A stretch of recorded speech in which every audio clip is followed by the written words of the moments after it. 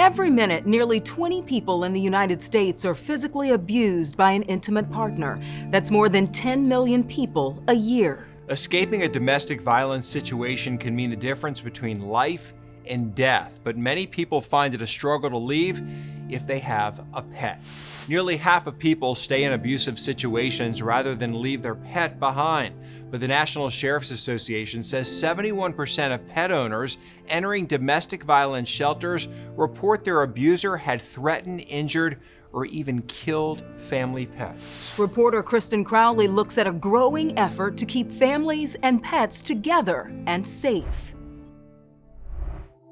I never really noticed any red flags or anything. Alicia Hyde's relationship with her husband started out as a love story. When I first met him, we were in college. They got married, had a baby, adopted 3 dogs.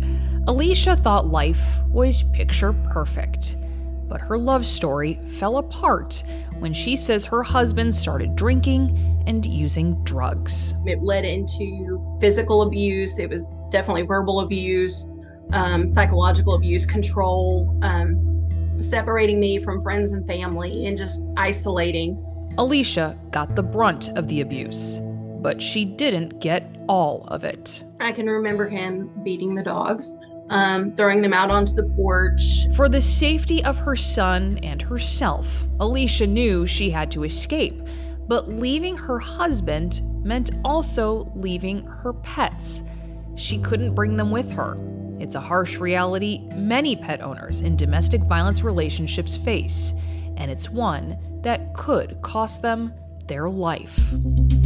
Research shows up to 48% of people in an abusive relationship delay leaving because they can't bring their pets. That really just kind of stopped us in our tracks. It was something that we didn't know of. We didn't know it was a crisis. Friends and business partners Andy Bond and Matt Krentz never worked in social services or had any formal education about domestic violence issues.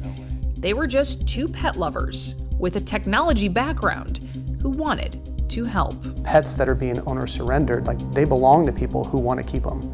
And so there's a human on the other end of that leash. A human that's often giving up their best friend. So Andy and Matt created Bestie B&B. How does the program work? Our advocates have described it as a confidential Airbnb for pets. But instead of putting up a room for rent, volunteers offer to foster pets for free when someone in need reaches out to a shelter for help.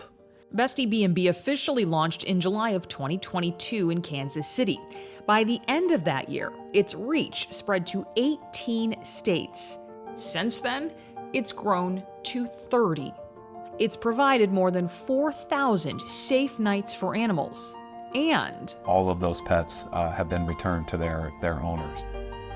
The realization of this need has led to other crisis pet housing programs. Purina launched the Purple Leash Project in 2019, and Hillary Pierce with Hill's Pet Nutrition launched one with the YWCA in Kansas in 2021. It's just truly a lifesaver for them to know that they can get out of their situation. Pierce says demand for these types of programs is growing, and with that comes a special need. Foster homes are a big challenge, but funding is also a big challenge, and having volunteers and people. We don't want anyone to have to make that decision. Bestie B&B's goal is to eventually be in every state, providing help in every community. But it too needs people to step up in order to make that happen. Hundreds of people and pets have been helped that otherwise wouldn't have been.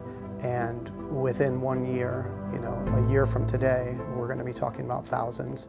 Alicia wishes she could have been among those numbers. What happened with your 3 dogs? I had a friend that took one of them and the others went to a shelter.